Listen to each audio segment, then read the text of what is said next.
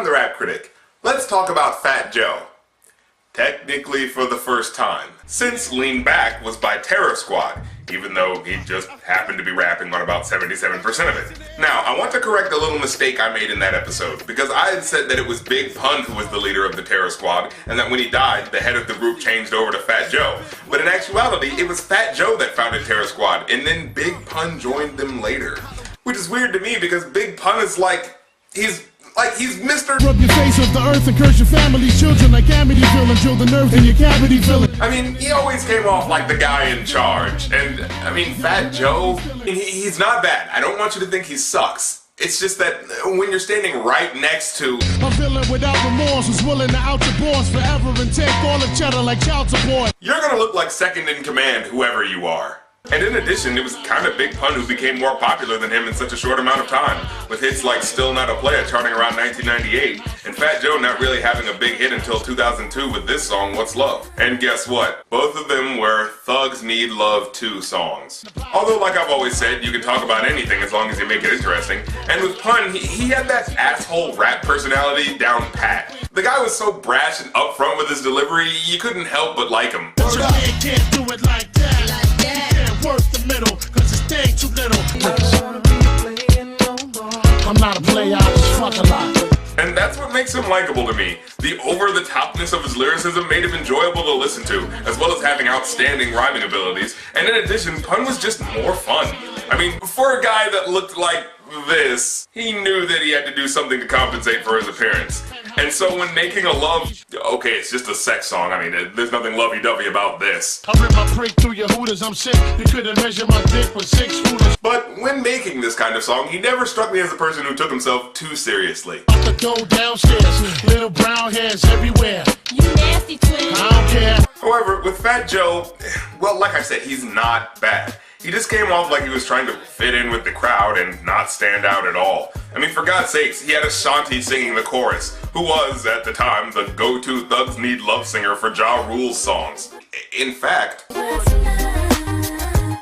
to do it. Is that Ja Rule singing on the chorus with Ashanti?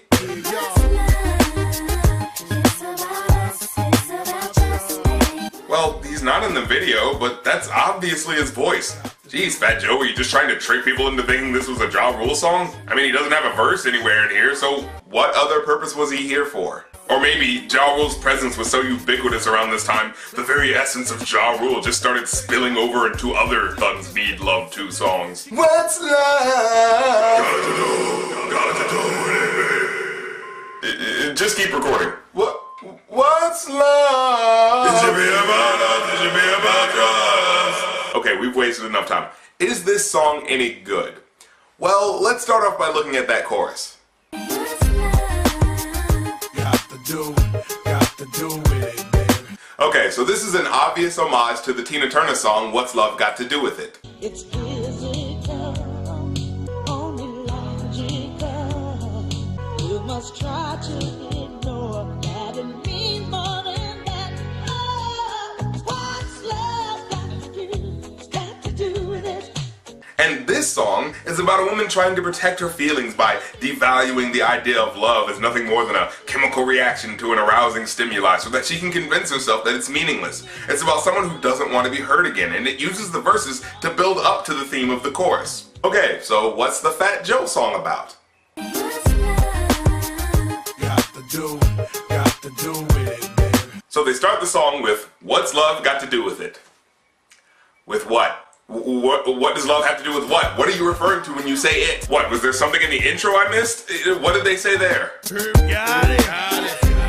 What's love got to do with Irv Gotti? The point I'm trying to make is, when you have a phrase like, what's love got to do with it? You need to have a lyric that it has something to do with first. I know what you're referring to, but you haven't told me why you're referring to it. It just feels like, hey, you know this song exists, so we're referencing it. And that's not even in rap music, that's English. A pronoun like it refers to a noun, something you did not give me. But wait, I'm getting ahead of myself. Maybe they explain. What's love? It should be about us. It should be Okay, so now we're giving a little context. She's saying that love should be about them being together, and it should be about trust. Okay, so from that, I can assume that the singer and rapper are in a relationship, and things aren't going very well in that relationship. Well, let's see how the rapper, Fat Joe, responds to this. Slow down, baby. Let you know from the gate. I don't go down, lady.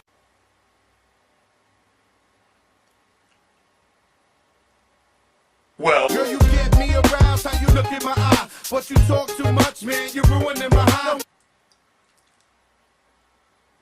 well, You say you got a man and you're in love. okay, back up a minute. Let me try to figure this out. So the chorus is all about how love is supposed to be about trust and being together. I get that. And then the first thing you thought to say to jump off from that is, Slow down, baby. Let you know from the gate. I don't go down, lady. so this is the kind of conversation I'm picturing here.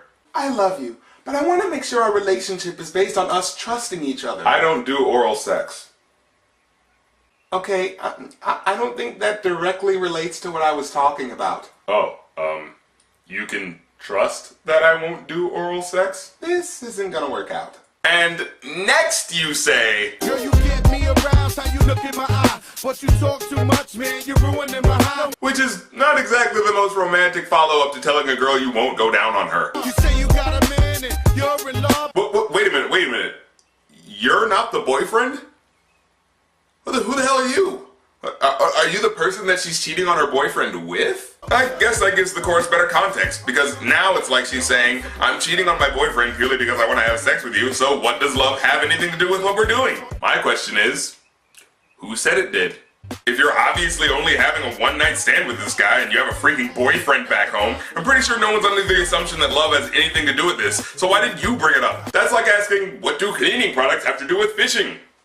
Nothing, but now that I brought it up, you think that there's some connection there. With this song, if you listen to any of the lyrics, it's obvious that it's not about being in love, it's about sex. But it feels like they threw the word love in there just to make people think it's a love song. See, this is why I hate these Thugs Need Love 2 songs. They have an air of deception. Like, oh, we said love a whole bunch of times in the chorus, but nah, I'm not really trying to get into a relationship. Dude, just say you want a one-night stand. I guarantee you there are groupies who are gonna be down for that. You don't have to lie to them. Say you got a man and you're in love, but what's love gotta do with a little menage?